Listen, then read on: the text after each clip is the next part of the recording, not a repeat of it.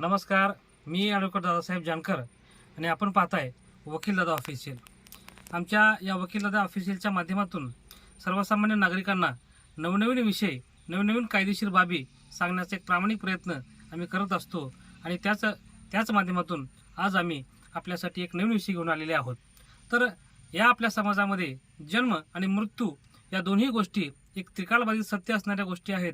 प्रत्येक माणसाच्या आयुष्यामध्ये माणसाचा एकदा जन्म होतो आणि एकदा मृत्यू होतो, परंतु या दोन्ही घटना अतिशय महत्त्वाच्या प्रत्येक व्यक्तीसाठी असतात आणि म्हणूनच या दोन्ही गोष्टीची नोंद, या दोन्ही घटनांची नोंद कुठेतरी महसूल दरबारी, सरकार दरबारी असणं आवश्यक असतं आणि त्यासाठीच आपल्या या शासनाच्या वतीने, सरकारच्या वतीने तसा कायदाही बनवण्यात आलेला आहे की प्रत्येक माणसाच्या जन्माची नोंद आणि प्रत्येक व्यक्तीच्या मृत्यूची नोंद आवश्यक करणं हे आवश्यक आहे.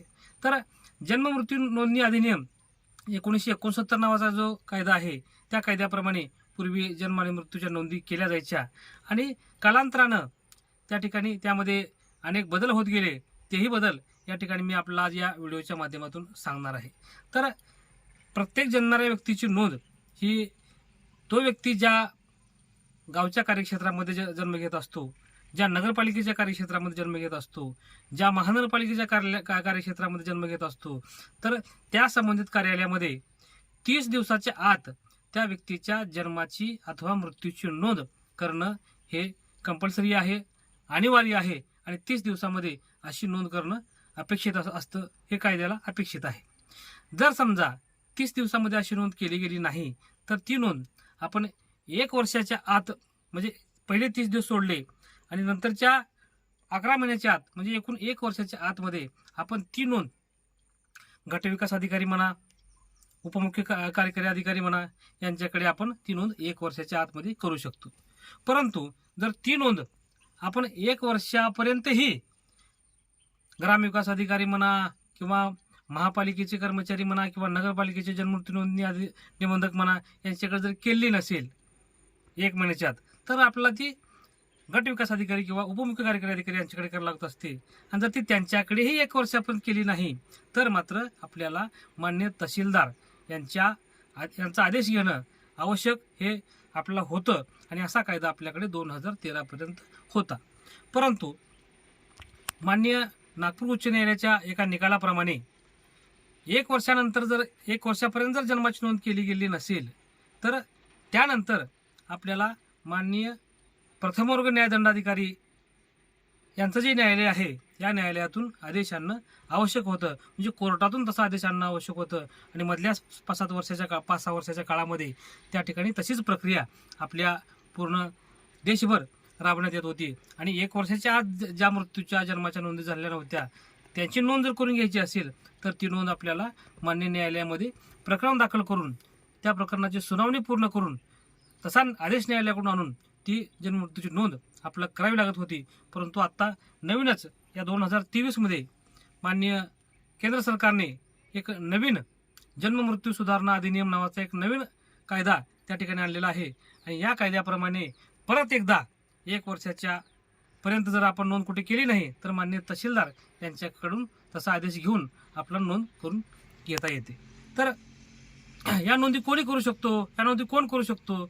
जर एखाद्या हॉस्पिटलमध्ये एखादा व्यक्तीचा जन्म झाला असेल किंवा एखाद्या व्यक्तीचा मृत्यू झालेला असेल तर त्या संबंधित दवाखान्याचा जो स्टाफ आहे, त्या संबंधित दवाखान्याचे जे डॉक्टर आहेत, त्या संबंधित दवाखान्याच्या ज्या नर्स आहेत, या सर्व त्या हॉस्पिटल स्टाफनी त्या ठिकाणी पुराव्यासहित ही नोंद आपण घ्यावी अशी माहिती संबंधित स्थानिक जे प्रशासन आहे त्या प्रशासनाला देणं आवश्यक असतं आणि त्यांच्या त्या माहितीवरून 30 दिवसाच्या आतमध्ये त्या ठिकाणी नोंद घेतली जात असते.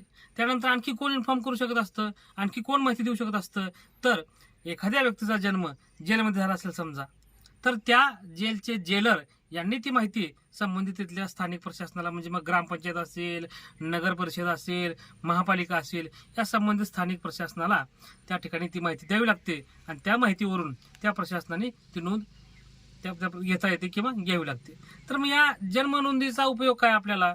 तर प्रत्येक व्यक्तीचा एक शाळेमध्ये प्रवेश म्हणा किंवा त्या व्यक्तीसाठी पासपोर्ट काढायचा आहे म्हणा, त्या व्यक्तीला कुठल्या प्रॉपर्टीवर नोंदी वारसाच्या करून घ्यायचे म्हणा, तर अशा एक ना अनेक कारणासाठी या जन्म मृत्यू नोंदीची आवश्यकता ही प्रत्येक व्यक्तीला पडत असते.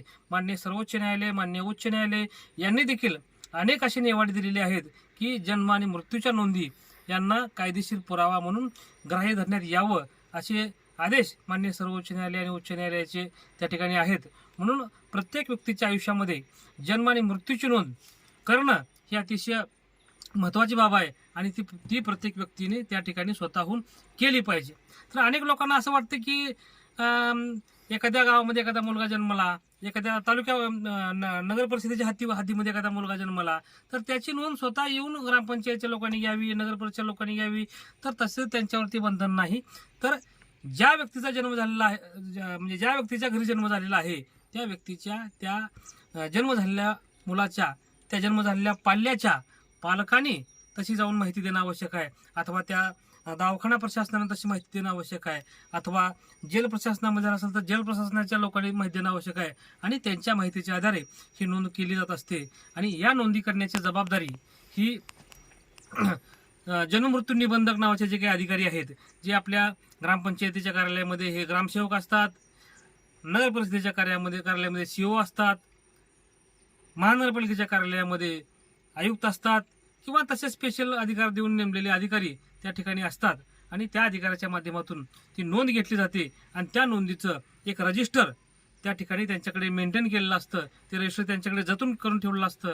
कधीही आपल्याला ती नोंद त्यांच्याकडून घेता येते आणि ती आपण घ्यावी. जास्तीत जास्त लोकांनी ही जी माहिती आहे ह्या माहितीचा उपयोग करून घ्यावा. आणि प्रत्येकाने प्रत्येक जन्मलेल्या व्यक्तीची आणि प्रत्येक मयत झालेल्या व्यक्तीची नोंद करणं आवश्यक असतं आणि ती करावी. एवढीच बाब या ठिकाणी व्हिडिओच्या माध्यमातून मी आपल्याला सांगतो आणि आपल्या सर्वांची रजा घेतो.